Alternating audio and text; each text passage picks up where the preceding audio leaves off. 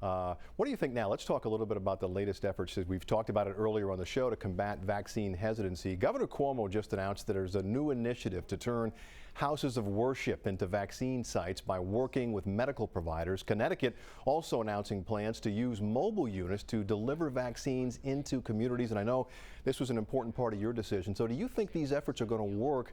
And what more can we do to kind of combat vaccine hesitancy at this point in the pandemic?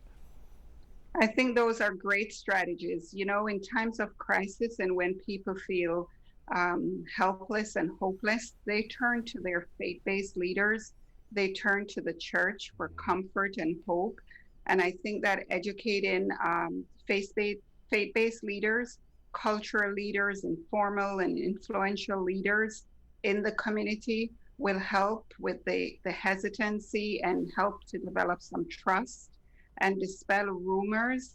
I think turning the churches into vaccination sites and using mobile units to make it easier and more accessible to people getting the vaccines are all great strategies. If we set up centers in the backseat of communities, it's unlikely that people are going to travel to go get the vaccines.